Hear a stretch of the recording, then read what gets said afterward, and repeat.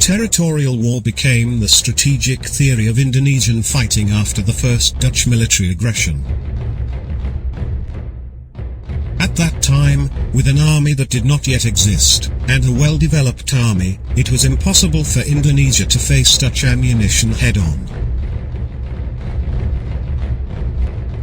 After getting a piggyback from Britain, through military aggression, the Dutch succeeded in surging to occupy cities in West Java in a fast tempo without significant obstacles. Nevertheless, the mountainous and rural areas did not fall under Dutch control.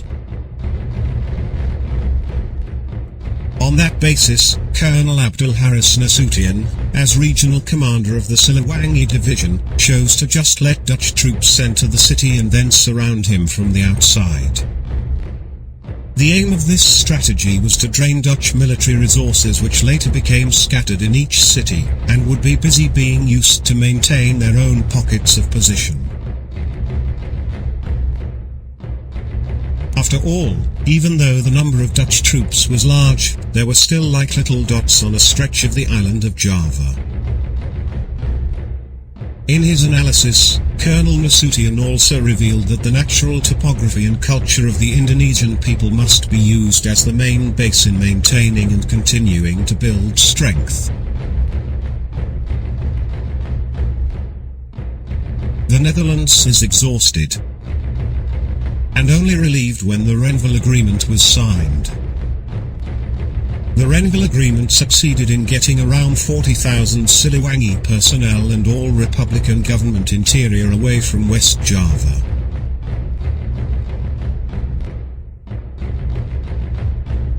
The result of guerrilla thought from Nasution was welcomed by the Commander-in-Chief Sudirman. In fact, President Sukarno said he would go on his own to lead the guerrillas if the Dutch were right to relaunch their military aggression. However, the Dutch, who had felt bad at facing Republican guerrillas, were able to find out and quickly take steps to anticipate.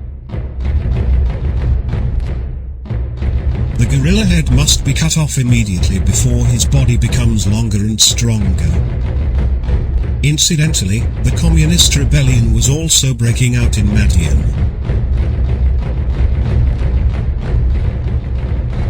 The Dutch launched a surprise attack directly into the heart of the Republic's position in Yogyakarta. This attack took the codename Operation Cry, which literally means a crow operation.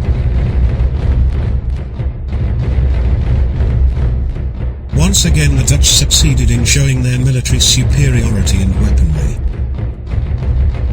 In just a matter of hours, the Republic's capital has been conquered.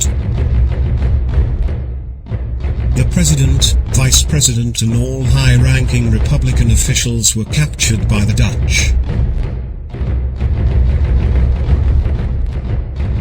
However, President Sukarno, who was initially thought to be struggling and fighting when Yogyakarta was invaded, opened the path of provocation for gunfire on the spot, not until it happened.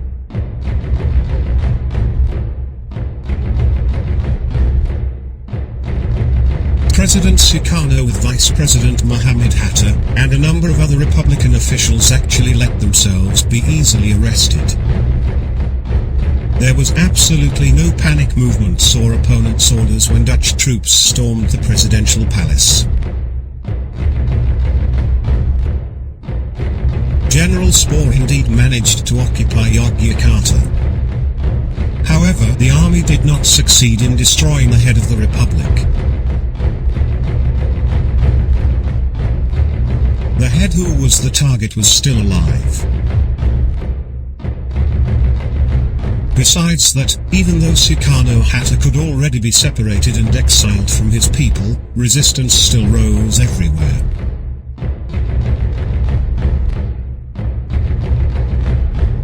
Against the Netherlands, now also comes pressure from abroad.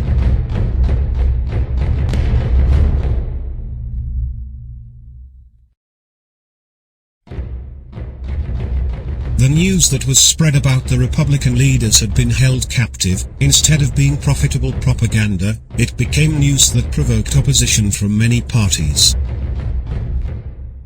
In front of the UN Security Council, Ellen Paller said that this Dutch act was the next Pearl Harbor.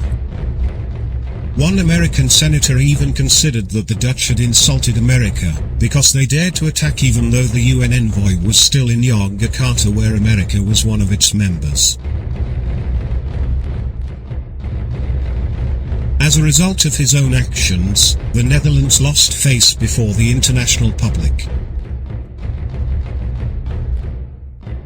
The Dutch, who had just suffered from being crushed by the Nazis, after being released, even carried out the same action.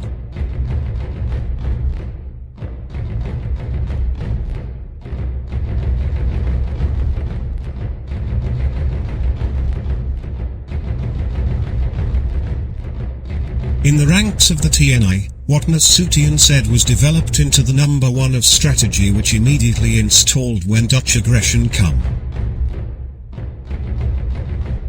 This territorial war strategy and TNI guerrilla combat tactics proved to be able to maintain the existence of the Republic. In fact, it also managed to break the orientation of the occupation which was run by the Dutch army.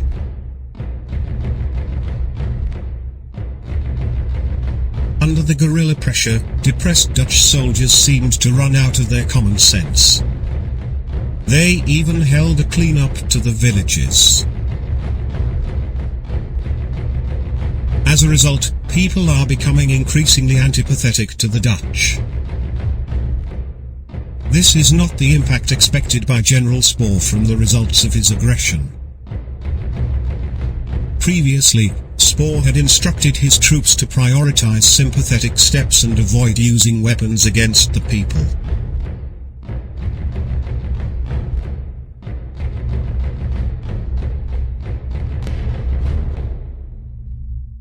Meanwhile, along with the people from village to village as the Republican warlord, General Sudirman facing the arena and lead TNI to the battlefield.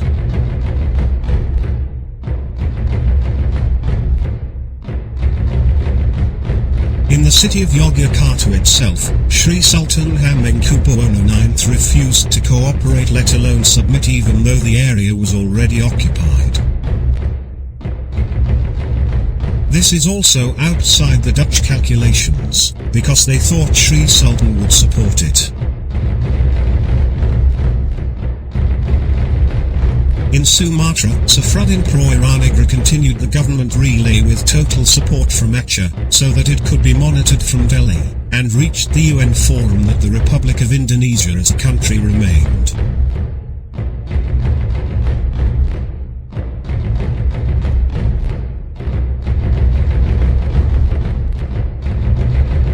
Sultan Hamid II also expressly stated that he was not willing to hold an inter-Indonesian conference with the Netherlands if the Republican position was abolished.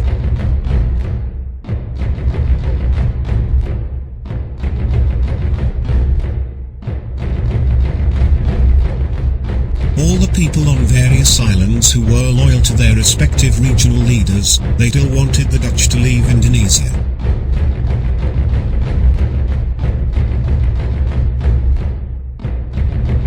The Dutch, who had already announced that the Republic no longer existed, and no longer needed to consider the negotiations or agreements that were held beforehand, were finally taken aback by the general attack on Yogyakarta.